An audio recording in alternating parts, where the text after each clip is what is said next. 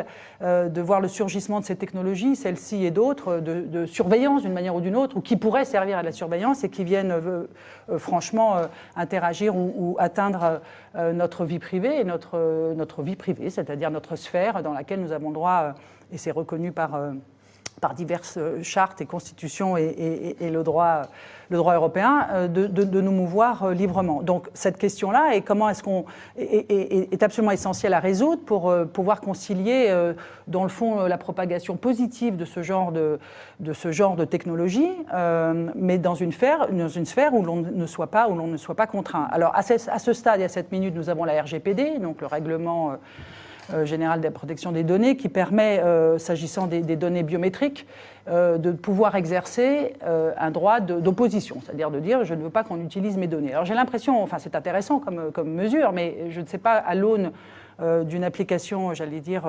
dans la sphère publique, à l'extérieur, dans la rue, dans les aéroports, etc., comment exercer vraiment ce droit. Je vois bien dans l'entreprise, mais dans cette forme-là, c'est un peu plus difficile à voir. Mais clairement, on aura probablement droit à un plus grand recours à ce genre de technologie, et deux, la réglementation sera exigée, y compris les Microsoft et Amazon demandent aux États de bien vouloir prévoir des réglementations qui permettent de maintenir transparence, impartialité, etc. Parce qu'en plus, il y a des biais, en plus de tout le reste, il y a des biais. Donc, disons qu'on est en cours, enfin, on tâtonne, on avance, donc on verra bien. Mais... Oui.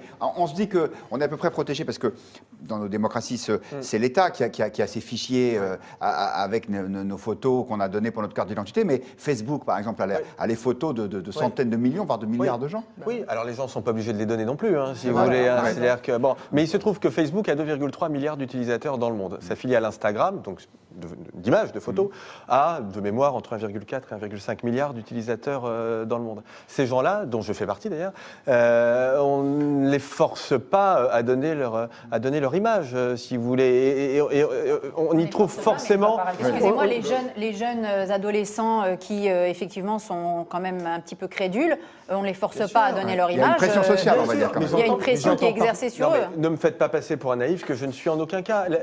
Ce que je veux dire, c'est que moi, je suis très sensible à ce que vous dites. D'ailleurs, la critique vient d'Heidegger, au fond, la vraie critique philosophique sur le monde de la technique. Parce que, et non, je vous dis ça parce que dans le livre qu'on a sorti avec Luc Ferry, on fait un sort à Ellul, notamment sur les questions de fin du travail et de revenu universel, qui nous semble quelque chose d'absolument dramatique, des idées absolument dramatiques pour notre société. Mais la question de la dépossession par la technique, évidemment, j'y suis extrêmement sensible. Mais c'est pas en refusant la technique qu'on aura la moindre